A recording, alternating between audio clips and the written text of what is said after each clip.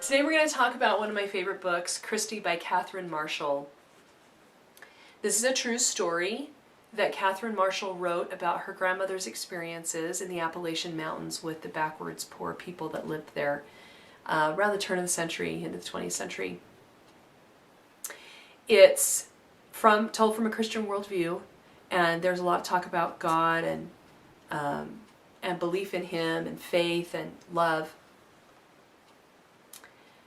And even though it is told from a Christian perspective, it's not preachy because what Catherine Marshall is able to do is bring forward principles of humanity, things that we all struggle with, and I'll give you a couple examples. And as she presents these troubles to the world, then she shows, okay, so from a Christian or God perspective, this is how we deal with this kind of problem in the world. And she's able to show how these principles play out in our lives and what they really are and what they're characteristic of. For example, love is a major theme, probably the major theme. And when I want to discuss the concept of love, this book, along with a few other of my favorites, are those that I recommend for discussing the theme or the principle of love. What is love really like? What are its boundaries? What are its characteristics? And Christy is a young girl, and she has to try to discover these things on her own. And part of the story is a love story between her and the young preacher there, David, who also goes to the cove to preach. And she struggles in that relationship, and she struggles to know why she feels like he's young and he's handsome and he's courageous and he's giving and he's generous and he's all these wonderful things. And so she expects herself to feel certain things about him and for certain things to just flow, and it doesn't happen. And one of the things that resolves itself at the end of the book is her figuring out, oh, this is why I didn't feel love in this relationship. This is what the struggle was about with him.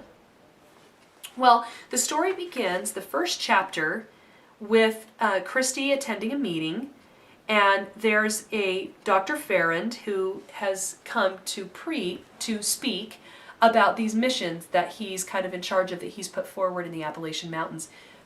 It's kind of a fundraising expedition. He wants people to give what they can and try to help these people. Miss Henderson is Christy's mentor throughout the book, and the mentor to the backwoods people as well. She's an incredible woman. You eventually get to hear her story and what she's about. Dr. Farrand talks about her and what it is she's doing and how brave she is. And he asks, he says, he talked about needing something more important than money. Because he asked for money, but then he said they needed recruits. Beyond the great mountains, outstretched hands and beseeching voices cry, come over and help us. These Highlanders are your countrymen, your neighbors. Will you hear and help, or will you leave them to their distress and ignorance? And with that, the little doctor sat down. It was a new experience for me to hear someone speak who had a cause, a mission in which he believed with every tissue and cell of his heart and mind.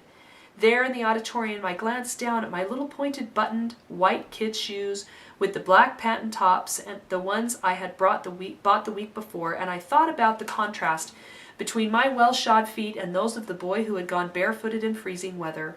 Of course, I had always heard about need in places like China and Africa, but I'd had no idea that such awful conditions existed within a day's train ride of Asheville, right in our mountains. Why had not father or mother told me about things like that? Perhaps they did not know either. So here she is, 19 years old. She's been to a year and a half of college. She's qualified to teach. She's trying to find herself. She's trying to figure out what she wants to be when she grows up, who she is, what she's about. And one of the reasons why this book is so endearing is because it's about Christy's growing up experience. It's about coming into her own. It's about figuring out who she is as she faces the most important questions in life, the most important difficulties that we all have to come face to face with, and we have to make decisions about. Do I believe in God? And what is faith? And why is there evil in the world? And how do I overcome difficulties? And how do I love others? Those are the questions she's asking herself, and this journey into the Appalachian Mountains to help these poor individuals is, Catherine Marshall said it's 90+% true. The ending has a little tweak on it to make it a little bit more interesting, but and that isn't true. But it really is a true story about her experiences, which I love because it makes it even more meaningful to me. So she goes on, as we sang the closing hymn, Just As I Am, a feeling of exhilaration grew so strong inside me that I could scarcely sing the words. After the benediction, I made my way slowly down the long inclined aisle. Dr. Farron gripped my hand warmly, looked directly into my eyes. My voice shook a little. You asked for volunteers, I told him. You're looking at one. The little man's goatee had bobbed up and down. And for what do you volunteer, my child? For the Highlanders. I could teach anywhere you want to use me. There was a long silence. The man's eyes were penetrating. Are you sure, child? Quite sure. So it was done. Then I had gone back up the hill to the Alba Hotel to break the news to father and mother and begin the long task of persuading them. And I had never wavered since. So from that very moment, that experience, she knew this was her path. This was the thing she needed to do. She was going to go to the Appalachian Mountains. She was going to volunteer. She was going to teach the poor. Well, she gets there, and it's so much more difficult than she thinks it's going to be. And she's so lost, and she doesn't know who she is. And one of the real big obstacles is that these Highlanders come from these clans that go back generations, and they have generational grudges. And they seek revenge on each other. And they encourage their children to hang on to these grudges and this anger and this bitterness so that they will continue to seek revenge on the other clans, on the other families that live in this cove. So you try to gather these children together and have them go to school together under the same roof, and it was almost impossible. In addition to which, they're in the middle of nowhere. It's very difficult to get to them in the cove. They're poorer than poorer than poor. They have nothing. And like this little boy that doesn't have shoes, many of them don't have adequate clothing, don't have shoes. They're walking to school a mile, 2 or 3 in the snow to get to school. And it's so starkly different from everything she's known. She grew up wealthy, comfortable, had everything she ever wanted, and this is almost the opposite life from what she's known. And so everything is different and everything is new, and she's scared and she's overwhelmed and she's intimidated and she's frustrated, and she's lost sight of why she came there. I mean, it was kind of on a whim, and she just doesn't know what to do. And Miss Henderson begins to mentor her. She tells her at one point, I'd like my life to count for something. That's why she's there. That's why she stays. She wants to do something important. We all want to feel important. We all want to do something meaningful. And so that's why she's there.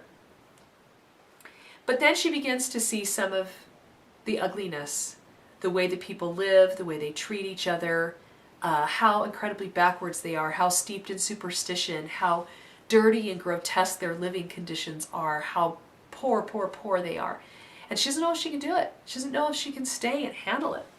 And so she's talking to Miss Henderson, and Miss Henderson is like, you've got to learn to see the world for what it really is. You have to face the ugliness of it if you really want to do any good in the world. She said, Miss Henderson says that she didn't like it either, that she didn't like facing the ugliness, and it was really hard for her. And she says, God has been gently, steadily prying the little girl's hands off the little girl's eyes. That's Miss Henderson's experience. How? How did he pry your hands? Through circumstances, through plunging me over and over into situations where I had to look, had to see reality. Bad circumstances, really bad, really bad. And so Kristi's begun to see some of that, not as much as Miss Henderson has seen. And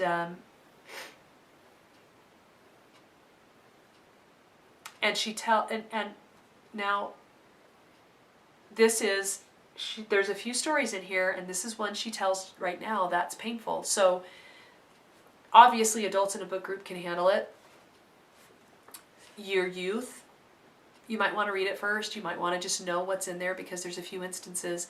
There's nothing like really sexual, but there's a few instances where it talks about rape, and painful circumstances. Doesn't describe anything, just says says those words, but it's painful. And it needs to be that you feel that it's the right time for your youth to see some of the things that Christy comes to see in the Cove. And so you probably want to read it first and kind of decide how you want to approach it. But it's very worth reading. Has so much beautiful. I'm just still only 100 pages in. But she says, you know, you're sensitive like me. You don't want to see the ugly and the evil in the world. And so Christy says to her, well, how is it that you've been able to see all these ugly things and it hasn't made you rough or bitter?